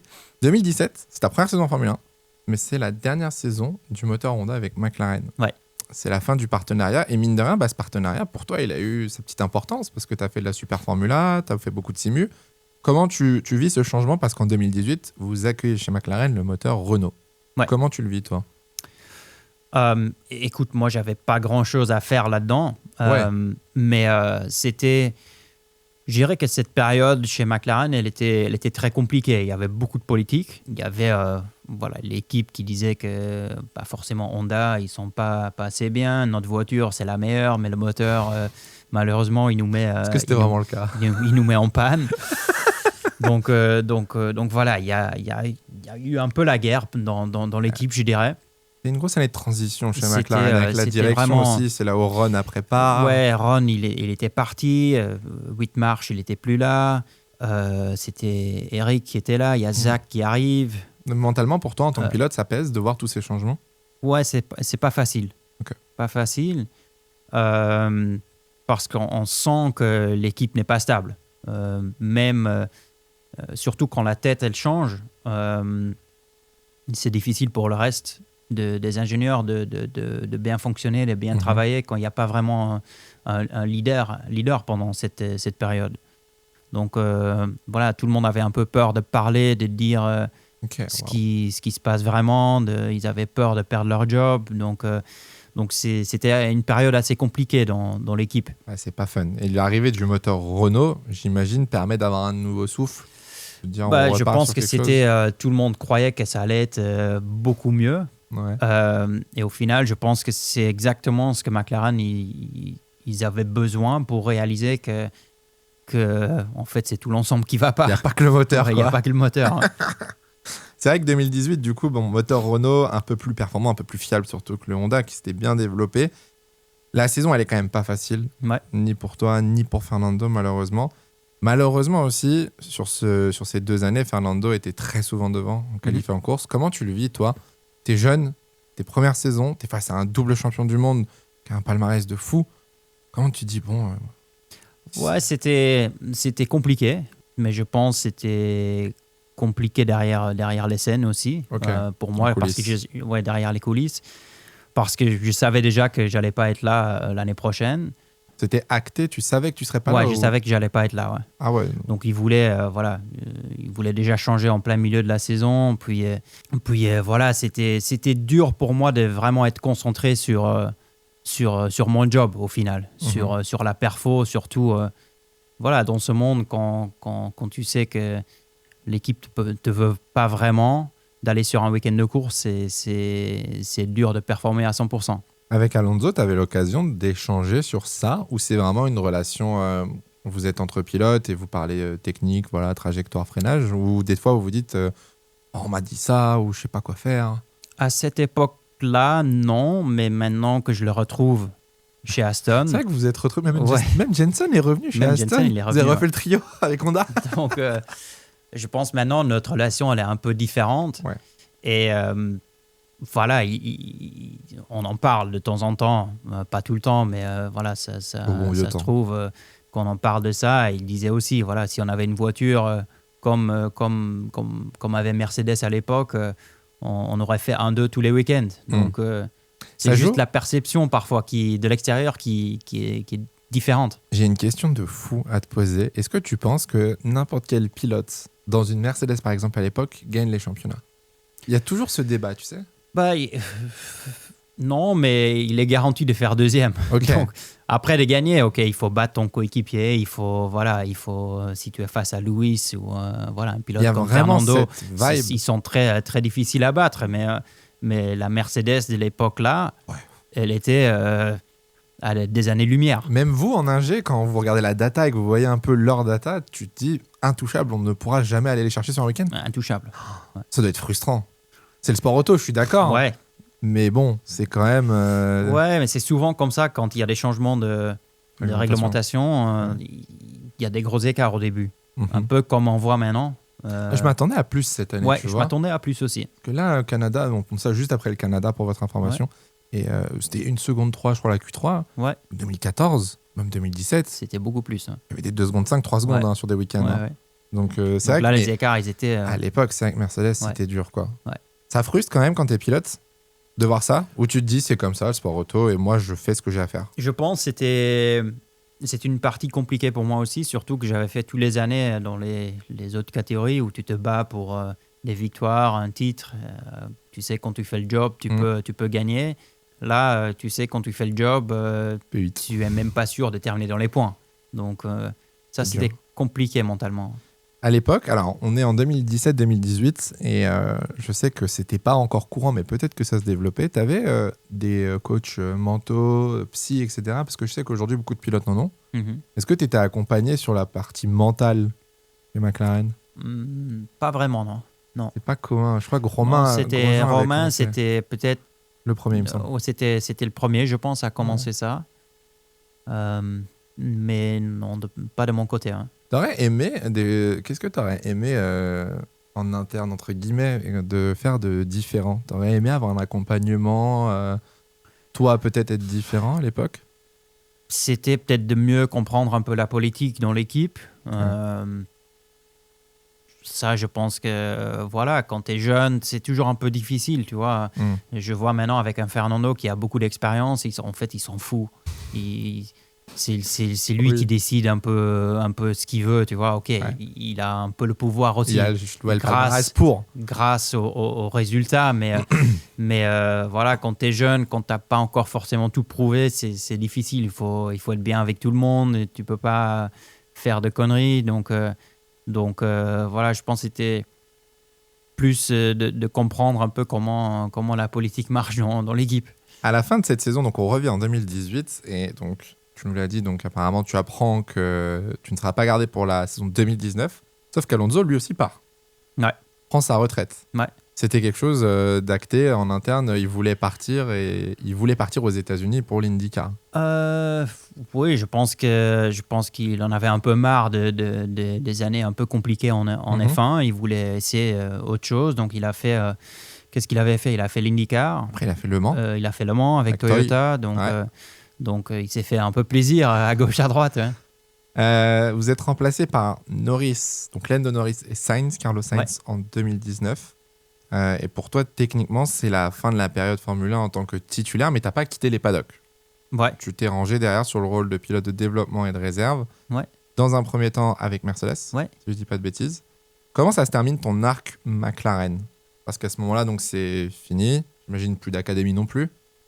Non. Ouais. C'est donc fin c'est de fini, relation McLaren. Fin de relation, hein. Comment ça se passe pour toi à ce moment-là? Faut rechercher de nouveaux contacts, faut aller postuler dans d'autres équipes, montrer que tu es présent? Ouais, après, voilà, je savais que je suis passé directement à la FE après la F1, qui était plutôt bien pour moi. C'était avec, en fait, le premier contact pour la FE, il était avec Toto Wolff. Okay. Parce qu'eux, ils allaient commencer le programme Mercedes en Formule E. Donc la première année, c'était HWA, c'était l'équipe qui faisait le DTM. Lab, je crois, c'était ça, non? Ouais, c'était... Non, je me rappelle plus du Lab, nom. etc., oui. Mais donc la première année, c'était HWA et puis c'était l'équipe usine Mercedes. Donc voilà, j'ai commencé le projet avec eux de zéro. Puis voilà, grâce à ça, j'ai fait le côté F1 aussi avec Mercedes. C'est quelque chose qui te plaît du coup aujourd'hui? Ce côté development driver, pilote de réserve, etc. Je pense que c'est toujours bien même si je sais que j'ai aucune chance de retourner en F1, j'aime bien d'assister ou d'être au courant un peu de tout. C'est quand même pas donné à tout le monde d'avoir l'opportunité de travailler avec une équipe d'F1. Donc surtout avec tous les changements qu'on a en ce moment en F1, je pense que l'expérience que j'ai de la FE, ça leur aide en fait. C'est ce que j'allais dire. Puis même tu piques un peu. Donc en fait, je peux leur apporter pas mal de choses aussi. Même en endurance, du coup, aujourd'hui, vous avez de l'hybridation en endurance. Tu as des techniques, un style de pilotage que tu connais, que tu peux apporter dans des équipes. Ça a une valeur ajoutée, quoi. Ouais, exact. Et je pense que beaucoup de gens, ils sous-estiment un peu la FE. Ok, c'est peut-être pas les voitures On va en parler après. Les voitures les plus rapides et tout, mais techniquement en parlant, je pense que c'est un niveau de fou. Alors, juste avant, on va arriver sur la Formule E parce qu'il y a un gros chapitre où tu es champion de Formule E, donc forcément, on va en parler. Est-ce que tu peux juste décrire aujourd'hui ton rôle en tant que pilote de réserve et de développement? C'est quoi tes missions principales et qu'est-ce que tu fais au sein d'une équipe qui a justement de l'importance? Ouais, de F1. Ouais, en Formule 1. Donc, je fais beaucoup de race support, ils appellent ça. Donc, c'est pendant les week-ends de course, je passe le vendredi, je passe les vendredis dans le simulateur. Okay. Je l'ai fait pour le Canada d'ailleurs, donc de 9h du soir jusqu'à 6h du matin. Donc, on n'est pas content. Ah ouais. Parce qu'on le fait en décalé en fait. Bah ouais. Donc, on a commencé après la quali sprint. Pour faire plein de travail sur le setup pour le lendemain en fait. Donc pendant que eux roulent et analysent et ont les rendez-vous dans les paddocks, toi tu continues de tester à distance les setups que j'imagine vous envoyez après aux ingénieurs sur place. On leur envoie ça, comme ça le lendemain ils arrivent au circuit avec un résumé de tout ce qu'on a testé. Ça c'est fou. Donc voilà, ça fait une grosse partie de mon boulot et puis quelques tests Pirelli aussi. Ok. Ouais. Le race support, il est physique parce que là, Canada, donc ça va, du coup, c'était la journée pour toi au final. Canada, non, c'est le soir que j'ai dû rouler. Ah, donc t'as roulé la nuit. Ouais, donc Ouais. de 9h du soir jusqu'à Ah, c'est 6h. 9h du soir. 9h du soir Je pensais que t'avais jusqu'à fait 9h 6h. matin, 6h soir. Non, 9h du soir. C'est justement ce que j'allais te demander. T'as des jours où tu fais des nuits complètes Ouais. dans le simu. Ouais. Physiquement, ça aussi, ça doit pas être facile. C'est dur, hein. Ouais, c'est pas facile. Ça prépare pour Le Mans, c'est bien. Ouais, voilà. C'est ça ma préparation. C'est du ça coup. ta préparation, Voilà. du coup, c'est les simus de nuit. Donc ouais, préparation de setup. J'imagine discussion avec les ingénieurs aussi. Ton feedback, il est important. Tu prends aussi le Ouais. feedback des gars au Ouais. circuit. Ouais, on leur écoute pendant le débrief et tout. Puis généralement, c'est eux qui nous envoient une liste avec des setups qu'ils veulent Mhm. tester. Et puis voilà, on essaye. Alors, forcément, tu es donc chez Aston cette année. C'est une équipe, ça se passe pas pour l'instant si bien qu'espéré. Ouais. Tu m'as dit que t'as pas encore eu l'occasion de la tester, la voiture. Non, pas encore. Je peux pas te demander si elle vibre. Je suis Non. déçu. Dans le simu, ça va. C'est Dans le confort. simu, elle vibre pas, ça. C'est confortable. Non, mais plus sérieusement, c'est vrai que la situation aujourd'hui, elle est comment pour vous, même toi en pilote de réserve? J'imagine que tu as du coup beaucoup de choses à tester. C'est encore plus complexe que si la voiture marchait bien. Ouais, c'est très compliqué dans l'équipe parce que voilà, je pense qu'il y a eu tellement d'attentes avec Honda, avec Adrian Newey qui a rejoint l'équipe. Les investissements, la nouvelle tous les usine. investissements, la nouvelle usine, la nouvelle soufflerie, nouveau simulateur. Franchement, on a tout pour que ça fonctionne, mais en ce moment, ça ne fonctionne pas du tout. Donc, ouais, c'est compliqué, mais ça montre à quel niveau la F1 est complexe. Je pense que on va faire des progrès, c'est sûr. Après, combien de temps ça va prendre, je ne pourrais pas te dire. Tu penses que les gens s'attendaient à trop beau, trop vite? Je pense. Ok. Ouais. Parce que techniquement, comme tu disais, vous avez tout pour réussir. Mais ça fait que quelques mois que vous avez tout pour réussir. Maintenant, ça va prendre du temps, Adrian j'imagine. aussi, il est arrivé assez tard, tu vois. Il est arrivé assez tard. Ça veut dire que voilà, la voiture, elle n'est pas encore au point au niveau de l'aéro. C'est pas son chef-d'œuvre. On n'a pas encore ramené d'update, donc c'est sûr qu'on est en retard. Puis la soufflerie, elle est arrivée assez tard aussi, donc voilà, il nous faut du temps, ça c'est sûr. Toi, du coup, donc, tu fais du simulateur, donc tu as testé, entre guillemets, ces voitures de 2026. Qu'est-ce que tu penses de cette réglementation et de cette gestion des batteries? Ça fait beaucoup parler. Qu'est-ce que toi, en tant que pilote, t'en penses? Franchement, à rouler tout seul, ça fait très bizarre. C'est pas la F1 que moi, personnellement, j'aime le plus. Je pense que les voitures qu'ils avaient les 5-6 dernières années, c'était peut-être les meilleures. En termes de vitesse pure, les passages dans les virages et tout, en termes de chrono qu'on voyait, c'était peut-être les F1 les plus rapides. Maintenant, ça devient assez complexe avec l'hybride, avec le déploiement, avec la régène, comment ça fonctionne en course et tout.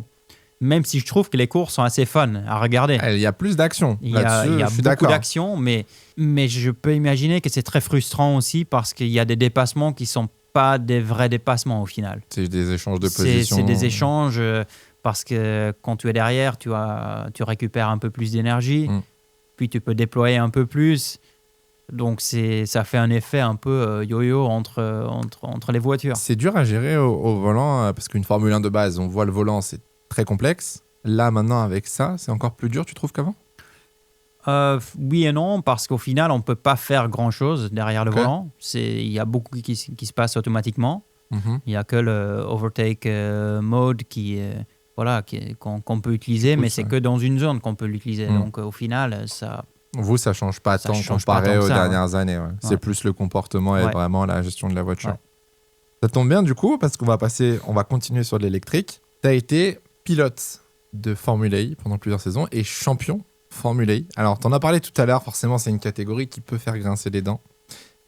Juste après la Formule 1, donc tu as rejoint le championnat de Formule E. Est-ce que déjà, c'était une décision de ta part? Est-ce que tu voulais te lancer dans ce championnat qui, à l'époque, il faut le dire, était en développement? Ouais. C'était le nouveau truc où tous les constructeurs se lançaient. C'est vrai que d'un point de vue pilote, c'était intéressant, je pense. Ouais, c'était intéressant, surtout avec l'opportunité que j'avais de rejoindre Mercedes, de commencer le projet de zéro avec eux. Et surtout que, voilà, généralement, quand Mercedes se lance dans un championnat, ils le font bien. Donc, ils faisaient le GT, ils faisaient du DTM avant, ils avaient toujours gagné. Donc, ça donnait de l'espoir que ça allait plutôt bien se passer pour nous. C'était très différent au début parce que là, ce week-end, non, il y a 2 semaines, il y avait le Monaco e-Prix. Ouais. J'ai eu la chance de discuter avec des gars chez Mahindra, Nissan, Citroën, etc. Il y a un truc pour moi qui est terrorisant, c'est le travail que vous faites au volant d'une Formule E. C'est un enfer. C'est très différent. Ouais, c'est très compliqué. Je pense c'est le plus gros changement que j'avais fait dans ma carrière, je pense, Okay. de faire le switch de la F1 à la FE. Juste parce que, voilà, on fait la F4, la Formule Renault, la GP2, la F1. Je dirais que c'est similaire, mais en fait, chaque voiture a un peu plus de puissance. Juste tu montes en grade. Ouais, voilà, tu as un peu plus de puissance, un peu plus d'aéro, tu fais que monter. Alors que la FE, c'est complètement différent. Il faut changer les styles de pilotage. On a 1000 chiffres sur le dash. sur le dash, le volant. Quel enfer. 1000 paramètres à connaître, à regarder pendant la course. Je dirais que mentalement, c'était beaucoup plus intense une course DFE. Et puis vous avez la régène, vous devez prendre une palette au freinage pour recharger les batteries. Ouais, ça c'était en Gen 2, ça a changé un peu en Gen 3 maintenant, mais à l'époque c'était la Gen 2, non, en 2020? À l'époque c'était la Gen 2, Ouais, donc c'est ça. c'était une palette pour faire la régène, donc c'était pas du tout naturel pour moi. Ouais, tu m'étonnes. Ça va, tu t'en es quand même, entre guillemets, bien sorti, tu trouves, ou justement c'était quelque chose de difficile que tu as travaillé? Je dirais que la vitesse, je l'avais directement. Ok. Genre en qualif, j'étais vite, rapidement ou direct depuis le début. C'était plutôt la course qu'on avait un peu de mal. Après, on n'avait pas la meilleure voiture pour commencer, mais c'était aussi moi qui n'étais pas du tout prêt pour, Nouveau, quoi. pour délivrer le meilleur résultat. Mais ouais, j'ai dû apprendre. J'ai dû apprendre comment ça fonctionnait, la FE. J'ai quand même noté sur ta première saison, donc tu étais à HWA Race Lab à l'époque, donc c'est quand même une pole à Hong Kong et un podium. Alors, ce qui est pas mal pour un rookie. Et en 2019, Mercedes arrive, avec qui tu restes 3 ans du coup. Le fil dans F2, c'est quand même beaucoup de pilotes expérimentés, pour certains qui sont passés par la Formule 1. Comment tu le jugeais à l'époque? On avait des gros noms quand même en Formule 1. En Formule E, pardon. En Formule E, ouais. Et je pense toujours, il y en a beaucoup qui sont toujours là. Donc, c'est plein d'ex-pilotes de F1. C'est tous les pilotes qui ont gagné tous les championnats avant la F1. Donc, je pense que c'est un des championnats les plus compliqués. Juste quelques noms: Jev, Di Grassi, Buemi. T'as De Vries, Wehrlein. Donc, c'est tous ceux qui ont gagné tous les championnats à côté aussi, tu vois. Donc, c'est pas facile. Les batailles en piste, c'était comment? C'est un peu la guerre, non? C'est la guerre. C'est la guerre. C'est peut-être même un des problèmes, c'est trop la guerre, mais c'est vrai que c'est très, très c'est agressif, ça se pousse, ça double. Je pense que c'est plus la guerre maintenant en Gen 3 que ce que c'était en Gen 2. Gen 2, je dirais que c'était... Ouais, la Gen 2, c'était la guerre, mais c'était plus contrôlé, je dirais. Ok. Juste le style de course, il était complètement différent de ce qu'on appelle maintenant les courses de peloton en Gen 3. À l'époque, vous aviez le format de qualif, non? Avec les groupes aussi, non? Ouais, c'était avec les 4 groupes. Avec les 4 groupes. Si tu n'étais pas dans le bon groupe, t'étais foutu, tu partais dernier. Ils ont testé pas mal de choses quand même, ce championnat, en vrai. Ils ont testé beaucoup de choses. En 2019, donc, Mercedes arrive, première saison, 2e place au classement. Donc ça sent plutôt bon. Est-ce que avec du coup l'équipe donc Mercedes Formula E, tu avais quand même du coup un lien? Est-ce que tu étais en communication avec l'équipe F1? Ou c'était vraiment 2 équipes différentes? C'était... je dirais que c'est 2 équipes différentes, mais il y avait quelques personnes qui avaient quitté la F1 pour rejoindre le projet de FE. Okay. Donc, l'ingénieur de Nico Rosberg, c'était Tony Ross, était son nom. Donc, lui, c'était le directeur technique de l'équipe. Donc, il y a quelques mécanos même qui ont rejoint de la F1. Donc, il y avait quand même une expérience de la F1 qui était là. Et voilà, l'équipe, au début, elle était encore basée en Allemagne, et puis toute l'équipe a bougé en Angleterre sur le site de Mercedes à Brackley. En Allemagne, première victoire à Berlin. Berlin, en Formule E. Ouais. C'est comment cette première victoire? Allemagne, Mercedes? Sympa quand même. Pas Bon, t'es vraiment, pas c'était chez pendant le Mercedes. Covid. Ah oui, Il y avait personne. 2019. C'était la période C'est Covid. 2020. C'était... Ah oui, 2020, pardon. 2020. 2019, Mercedes arrive, t'as pris un victoire 2020, du coup. Ouais. Covid, c'est vrai qu'il n'y avait personne, du coup. Vous étiez masqués, etc. là. Ouais, c'était assez bizarre parce qu'on avait fait genre 6 courses à Berlin en 10 jours. Parce que le championnat, il s'était arrêté Ouais, bah, après, je pense que c'était après Marrakech. Il nous restait 6 courses à faire et on les a toutes fait à Berlin. Donc, Spécial. 3 circuits différents à l'envers, puis ils ont changé un peu le layout. Ça, c'est l'avantage de la Formule E, c'est qu'ils trouvent Ça, toujours un moyen de te faire le circuit. Le Covid, Ouais. on va en parler rapidement, mais comment tu l'as vécu, toi, à l'époque? Ah, il faut mettre du contexte, mais c'est vrai que t'es Ouais. un athlète, t'es sportif, t'es un pilote de course, donc le championnat s'arrête, tes Ouais. activités s'arrêtent, comme tout le monde, certes, mais c'est vrai que du coup, c'est... Qu'est-ce qu'un pilote de Formule 1 fait au final de sa vie quand il n'y a Ouais. pas de Formule 1? Franchement, déjà, on ne savait pas au début combien de temps ça allait prendre. Moi, je dirais, OK, je suis plutôt content d'avoir 2 semaines à la maison, de rien faire. Mais au bout d'un mois, tu commences quand même à dire, OK, là, ça commence C'est à long. faire longtemps. Et surtout de ne pas savoir quand ça reprend. Donc, on ne savait pas. Donc ça, c'était assez dur de ne pas avoir...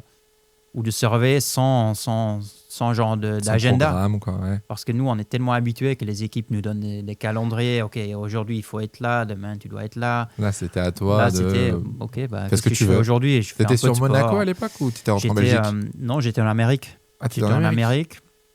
Je suis resté là-bas pendant 1 mois et demi, je crois. Oh yeah. Et puis, ce qui était plutôt bien parce que c'était assez relax là-bas comparé à Ah ouais? ce que c'était en Europe. Ouais. Ok. Ouais. T'étais dans quel coin? J'étais à Miami. Sympa. Ouais.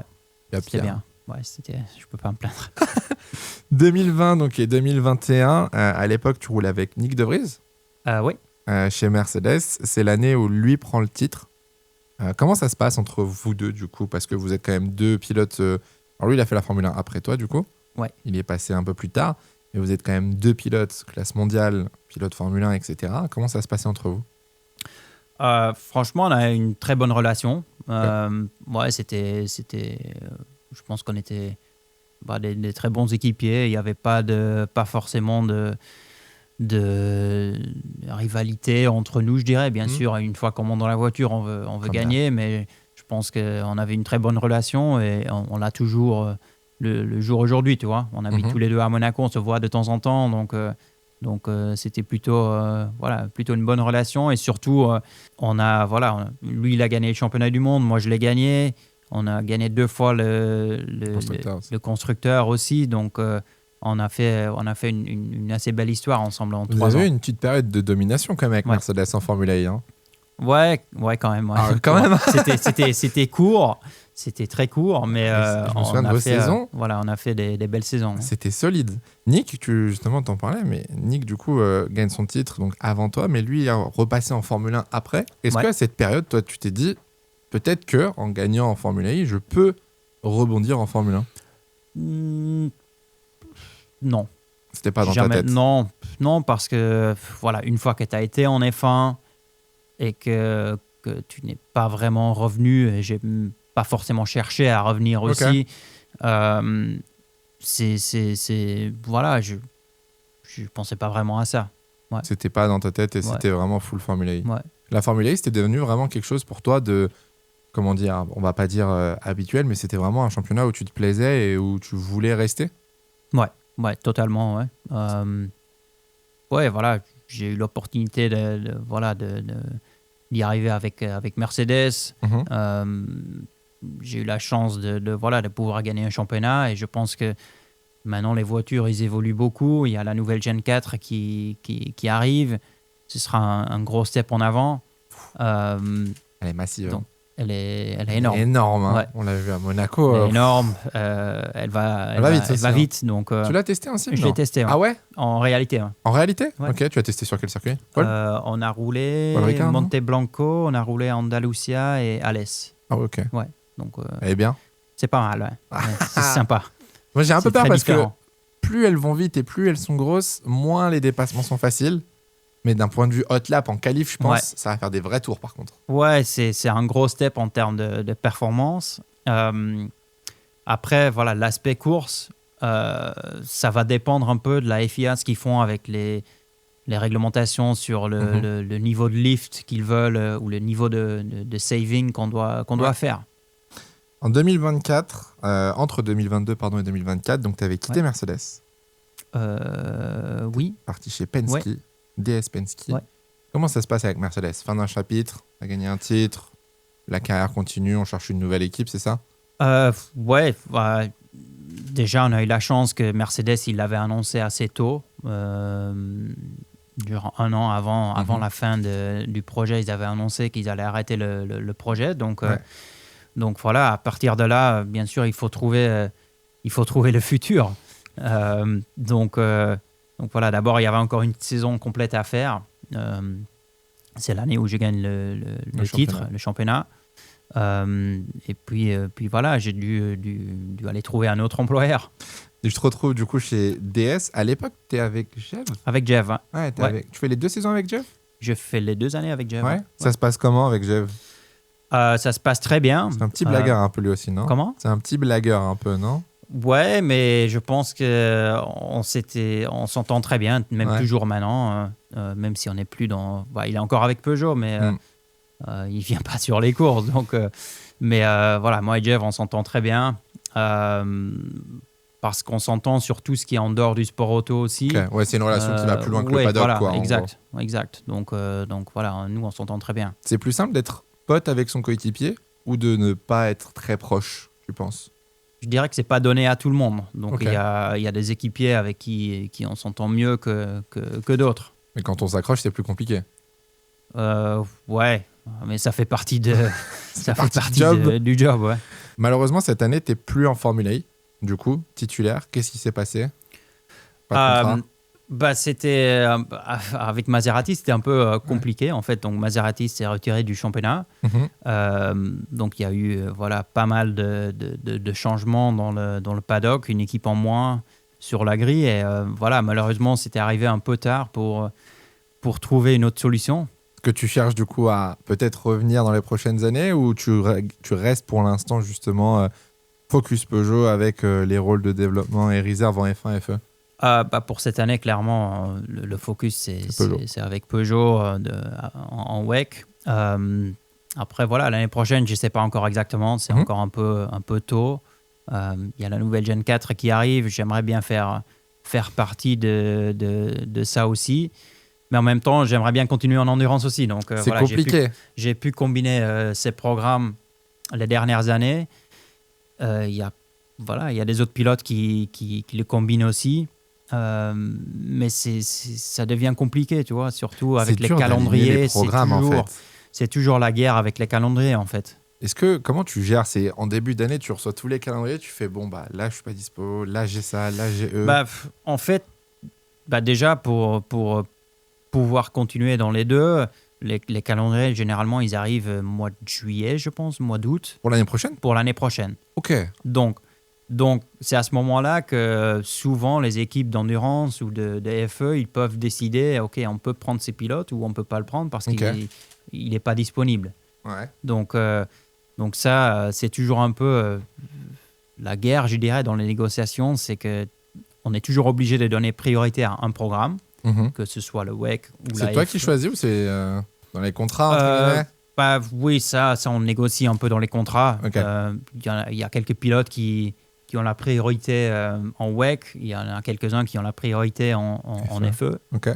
Ça dépend un peu de ça. Puis s'il y a des clashs, c'est dur. Ouais.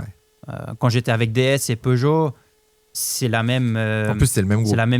C'est le même groupe, c'est la même maison. Donc, en fait, c'était plus facile parce qu'eux, ils décident. C'est eux qui choisissent. Ils choisissent un peu ce que tu fais. Donc là, c'était assez facile. Maintenant, quand tu commences avec des marques différentes, c'est un peu la guerre politique, quoi. Ouais. Est-ce que tu penses beaucoup à l'avenir ou pas? Parce que tu es encore jeune, tu es encore actif, etc. Mais est-ce que tu penses déjà à ce que tu voudras faire dans 10 ans? Est-ce que tu voudras revenir en Formule I, Formule 1? Moi, je vois Loïc, il a eu une période chez Mercedes, je crois qu'il gérait les jeunes pilotes. Ouais. Je dis pas de bêtises. Ouais. Tu penses ça, des fois? Oui, j'ai réfléchi à ça, forcément. Parce que, quand on parle de la GP2, ça fait 11 ans, donc Ça fait mal, hein. la fin, c'est pas si loin. Ah, t'as le temps encore, ça va. Ouais, ok. Quand je regarde Loïc, c'est vrai, j'ai encore un peu de temps. Non, mais c'est une vraie question parce que les pilotes, on sait que vous avez une carrière qui se termine à un certain âge, sauf Alonso, Ouais. mais 40 ans environ. Bah, c'est vrai qu'il faut réfléchir à l'avenir et c'est qu'aujourd'hui, on voit beaucoup de pilotes se remettre soit sur les TV, Loïc chez Canal, etc. Ouais. Tu avais fait la RTBF Ouais, avec j'avais fait un peu avec Gaëtan. Gaëtan. Ouais. C'était pas mal ça? C'était plutôt sympa, ouais. Faut que je te demande. Je suis tombé de ma chaise. T'es tombé de ta chaise. Est-ce que t'es vraiment tombé de ta chaise, Je Gaëtan? suis vraiment tombé. Avec Gaëtan. Ouais. Putain, on n'a pas la vidéo. On n'a pas la vidéo, non. Ah bah tu... Parce qu'on faisait que les commentaires, donc... Je t'étais pas fait mal, ça va? Non, ça va. Oh mon dieu. Mais oui, t'avais fait quelques piges avec Gaëtan Vignon. C'est cool en vrai en tant que pilote d'avoir ce rôle d'analyste, t'aimais bien? Ouais, j'aimais bien. Surtout qu'avec Gaëtan, c'était super facile aussi. Il est très bon dans ce qu'il fait. Et c'était assez confortable pour moi. De toute façon, j'étais déjà sur les courses. Donc c'était quelque chose d'extra pour moi qui était sympa. Tu te verrais aller faire consultant ou des choses dans les médias un petit peu ou pas du tout? De temps en temps, mais pas à plein temps. Pas à plein temps. Ok, ça s'entend. De toute façon, pour l'instant, tu es concentré à plein temps sur l'endurance et cette saison 2026. Ouais, voilà. Toffel, on va passer à la face cachée. Le format est très simple. Okay. Je vais te donner ma tablette. Tu verras qu'il y aura 5 images. Ouais. Et derrière ces images, il y aura une question à laquelle il faudra répondre. C'est Art Grand Prix? Ouais, c'est Art. Photo? Ouais, c'est là. C'est chez Art, ouais. C'est au Simu de chez Art. Ouais, Simu chez Art. Puis c'est Peugeot au Mans. Puis c'est moi champion du monde en FE. Puis c'est Cartoon de je sais pas où. Et puis c'est Fernando et moi en Australie. Ok. Il faut que tu en choisisses 3. J'en choisis 3. 3 sujets qui pourraient t'intéresser, dis-moi.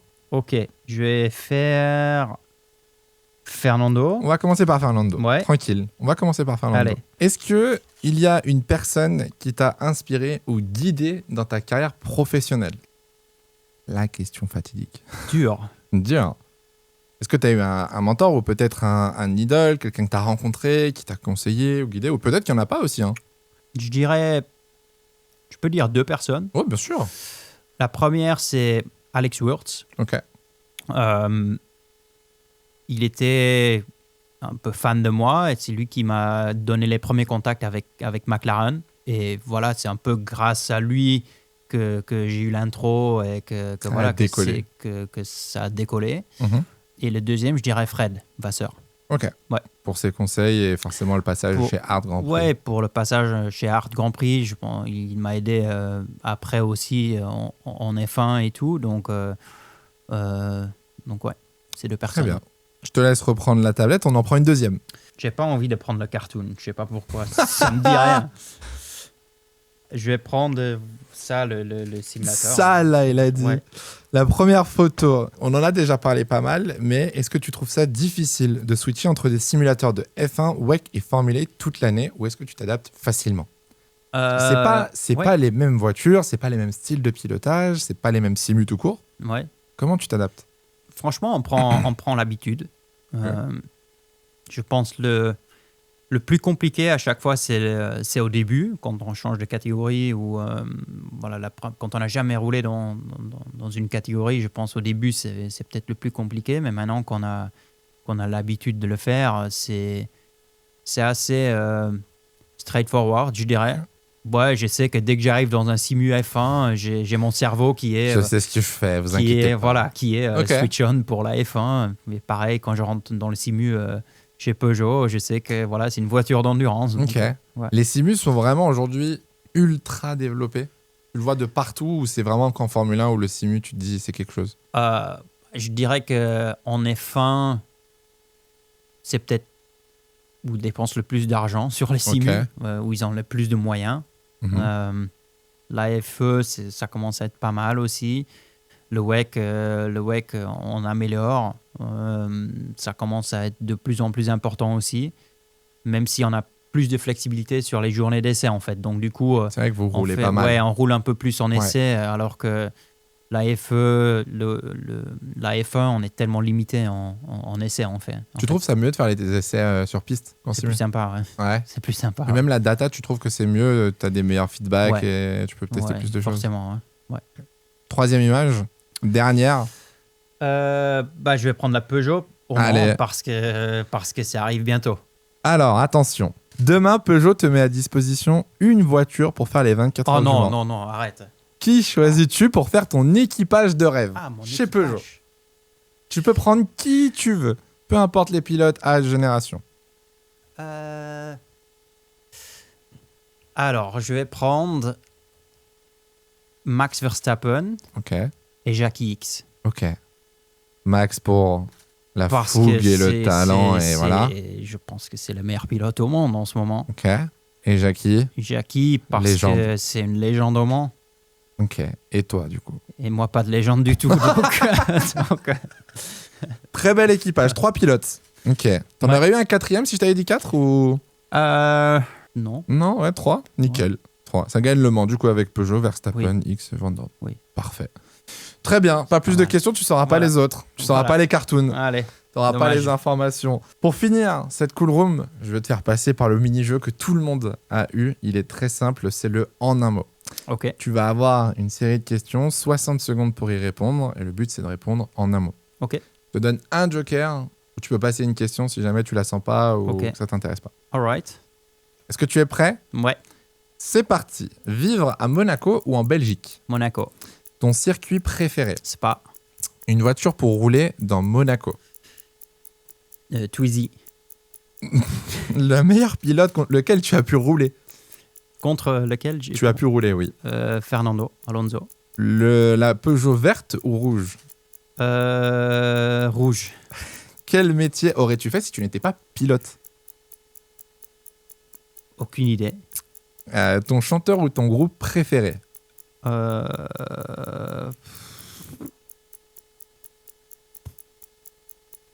Joker. Ok. Ton film préféré? Shawshank Redemption. Très bon film. Quel est le meilleur pilote chez Peugeot en WEC? Moi.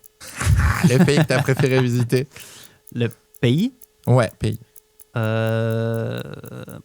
Australie. Ok. As-tu une passion cachée? Non. Piloter de jour ou de nuit? De jour. Et quel est ton plus gros défaut? Je sais pas le dire en français, je sais pas. Stubborn. Ah, quoi, tu es têtu. Ouais, têtu. Têtu. C'est quand tu as une idée, tu la gardes et tu veux faire cette idée. Ouais. Ok. T'as galéré sur le métier si t'es pas pilote? Si t'es pas un pilote? Ouais, je sais pas. Ouais. Tu sais pas ce que t'aurais fait? Non. Bah, tu faisais quoi en études? Il y avait une matière qui te plaisait plus qu'autre chose ou? Non. Non, c'était juste pilote, les gars. C'était vraiment, on brûle du pneu, quoi. Bon, écoute, Stoffel, on a fait le tour. Merci beaucoup d'être venu. Là, les prochains jours, ils sont chargés pour toi. Déjà, aujourd'hui, c'était une journée chargée. On te souhaite le meilleur roman, en espérant que ça se passe bien pour toi et l'autre voiture aussi. Merci à vous d'être restés jusqu'au bout. Vous aurez toutes les informations dans la description. Merci bien évidemment à toute mon équipe pour la production. Merci aux équipes de Peugeot aussi qui ont fait en sorte qu'on puisse faire cette cool room. Et on se retrouve très bientôt pour un prochain épisode. En attendant, prenez soin de vous, c'est le plus important. Ciao, ciao.